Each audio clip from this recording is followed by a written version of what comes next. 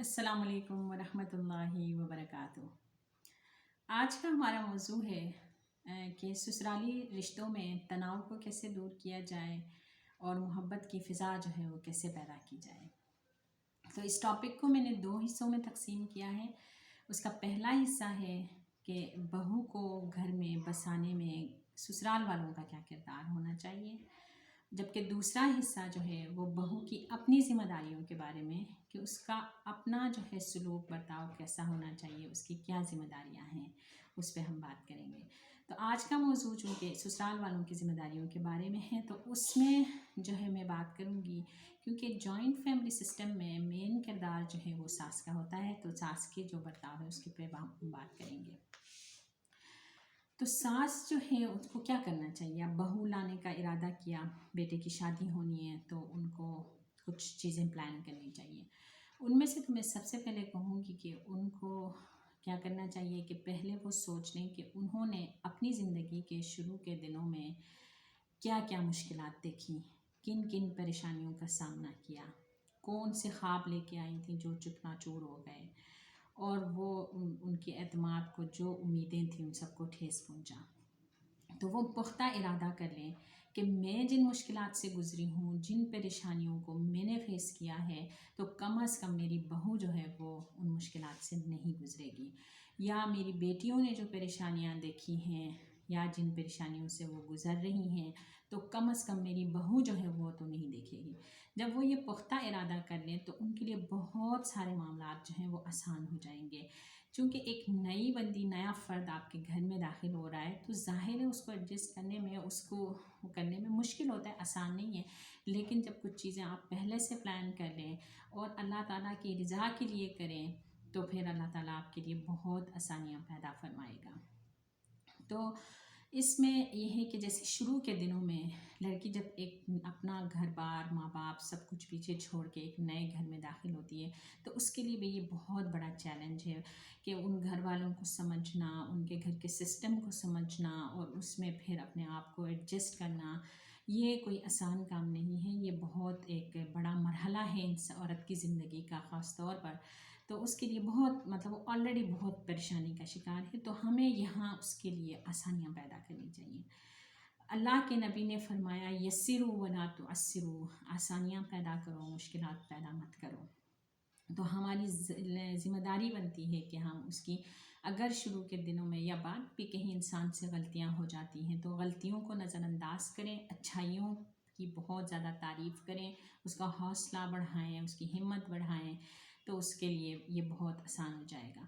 تو میں اس سلسلے میں اپنی زندگی کا ایک واقعہ آپ کو سناؤں گی جو میری شادی کے شروع کے دنوں کا واقعہ ہے۔ غالباً میری شادی کا یہ دوسرا ہفتہ تھا تو میری مدر ان لا اپنے گاؤں ایبٹ آباد چلی گئیں۔ پیچھے گھر میں اور میرے ہسبینڈ تھے،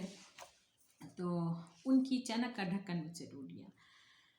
جیسے وہ ڈھکن ٹوٹا، یقین کریں میں اتنی پریشان ہوئی کہ میں وہ آپ کو بتا نہیں سکتی کہ میری کیا حالت تھی اس وقت۔ میں نے اپنے ہسبینڈ کو بتایا، انتہائی ان کے سامنے بھی شرمندہ تھی کہ یہ کیا سوچیں گے میرے بارے میں کہ آتے ہی اس نے میری امی کی چینک کا ڈھکن توڑ دی۔ تو بہرحال میں نے ان کو بتایا، انہوں نے کہا تو کیا ہوا، یہ تو کوئی اتنی بڑی بات نہیں ہے۔ بہرحال میں پریشان تھی، ظاہر وہ ان کی چیز تھی۔ تو یہ ہفتے کا دن تھا، اگلے دن اتوار کی صبح میں نے اپنے ہسبینڈ سے کہا کہ میں نے اتوار بازار جانا ہے، تو وہ مجھے لے گئے۔ ادھر جا کے دیکھیں میں اتنی پریشان تھی کہ میں چینک کا ڈھکن ڈھونڈ رہی تھی، چینک نہیں پوچھ رہی تھی، جس دکان میں بھی جا رہی تھی میں کہہ رہی تھی کہ چینک کا ڈھکن ملے گا، لیکن اپنے اندر یہ خیال میں یہ سوچ رہی تھی کہ ہو سکتا ہے کہ سامان کھولنے میں، بند کرنے میں یا شفٹ کرنے میں کوئی چینک ٹوٹی ہو تو ان کے پاس اس کا ڈھکن پڑا ہو، اور یہ میں کہہ رہی ہوں چینک کا ڈھکن ملے گا۔ تو اور میرے ہسبینڈ بھی اتنے اچھے ہیں تو میرے ساتھ پھر رہے تھے، اور ساتھ یہ بھی نہیں کہہ رہے تھے کہ تم یہ کیا ڈیمانڈ کر رہی ہو، کیا مانگ رہی ہو دکاندار سے، نا چینک کا ڈھکن بھی کوئی لیتا ہے، صرف ڈھکن نا، تو نہیں، انہوں نے کچھ بھی نہیں کہا، بس میرے اوپر چھوڑ دیا۔ حتیٰ کہ میں استعمال شدہ برتنوں کے اسٹال پہ بھی گئی کہ وہاں سے کوئی اس ٹائپ کی چینک ملے تو میں چینک لے لوں اور ڈھکن جو ہے اس پہ لگا دوں۔ تو بہرحال مجھے چینک نہیں ملی، نہ اس کا ڈھکن ملا، تو میں واپس آ گئی۔ تو شام میں امی آئیں تو جب وہ کچن میں گئیں تو میں بھی ان کے پیچھے گئی، تو جا کے میں نے کہا امی آپ کی چینک کا ڈھکن مجھ سے ٹوٹ گیا ہے نا۔ تو ان کو اندازہ ہو گیا تھا میں کس طرح پریشان ہوں نا، کیونکہ میرا ظاہر ایکسپریشن سے ان کو پتہ چل رہا تھا۔ تو فوراً انہوں نے کہا تو کیا ہوا، اتنے لے کے بھی تو آئی ہو۔ یقین کریں ان کا یہ کہنا تھا، میں اتنے سکون میں آئی کہ جب بھی میں اس واقعے کو سوچتی ہوں میں ان کے لیے دعا کرتی ہوں، اللہ تعالیٰ ان کی مغفرت نصیب کرے ان کو، اور اللہ ان کو بہت زیادہ سکون دے اس جہاں میں۔ تو اس معاملے میں انہوں نے میرے لیے بہت آسانی پیدا کی۔ اسی طرح ان کے سامنے کچھ دنوں بعد، دیکھیں شروع کے دن ایسے ہوتے ہیں کہ کنفیوژن میں ہوتی ہے لڑکی، اس کو کچھ کام صحیح کرنا چاہتی ہے اور اس سے غلط ہو جاتا ہے، ان کی پلیٹ یا کوئی ڈونگا کچھ مجھ سے ٹوٹا پھر، تو وہ سامنے تھی تو فوراً کہا کہ کیا ہوا، پھینک دو اس کو، ٹوٹیں گے تو نئے آئیں گے نا۔ تو دیکھیں یہ میں کبھی نہیں بھول سکتی شروع کے دنوں کی، اچھا کسی نے آپ کے ساتھ کیا ہو یا برا کیا ہو انسان نہیں بھول سکتا۔ تو اس طرح غلطیوں کو اگر ہم نظر انداز کریں تو پھر اس کے لیے آسانیاں پیدا کریں تو ایڈجسٹ ہونے میں اس کو مشکلات نہیں ہوں گی۔ تو جیسے اگر کپڑے پہن کے آئیے تو آپ کپڑوں کی تعریف کریں، میک اپ کی تعریف کریں کہ بہت اچھی لگ رہی ہو، بہت فریش لگ رہی ہو، تمہارے کپڑے اچھے لگ رہے ہیں، کتنے اچھے سلے ہوئے ہیں۔ اس طرح کی باتوں سے نا اپنائیت پیدا ہوگی اور وہ اس کو اپنا گھر ماننے میں اور اس کو سمجھنے میں بہت زیادہ اس کو آسانیاں ہوں گی۔ تو اسپیشلی اس کے جہیز کی چیزوں کی تعریف کی جائے، جہیز میں جو کپڑے آئے ہیں، جو برتن، جو فرنیچر آیا ہے، ان چیزوں کی اگر تعریف کریں تو اس کو خوشی ہوگی۔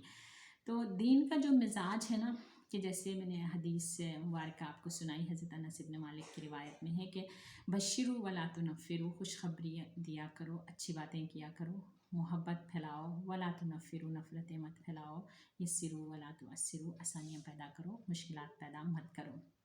دیکھیں بہو جو گھر آتی ہے اس کے بہت سارے حقوق ہیں، بہت سارے حقوق جہاں اس کے فرائض ہیں حقوق بھی ہیں، جیسا کہ اللہ کے نبی صلی اللہ علیہ وسلم نے کیا فرمایا کہ ما زال جبریل یوصینی بالجاری، کہ جبرائیل مجھے پڑوسی کے بارے میں، وہ پڑوسی جو آپ کا رشتہ دار بھی نہ ہو، ٹھیک ہے، اور اس کے بھی احسان کرنے کا قرآن پاک میں ہمیں حکم دیا گیا ہے کہ والجار الجنوبی والصاحب بالجنب، یعنی وہ ہمسایہ جو رشتہ دار نہیں ہے، صرف گھر ساتھ ہے، رشتہ دار والے کے تو بہت زیادہ حقوق ہیں لیکن صرف اس کا گھر آپ کے گھر کے ساتھ اس کے بھی حقوق ہیں، اور والصاحب بالجنب جو تھوڑی دیر کے لیے مجلس میں آپ کے ساتھ بیٹھا یا سفر میں بیٹھا،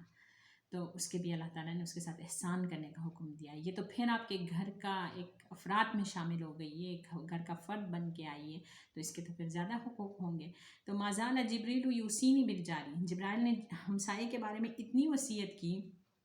کہ حتیٰ ظننت انہ سیورثہ، کہ یہاں تک کہ میں نے خیال کیا کہ وہ وارثوں میں شامل ہو جائے گا۔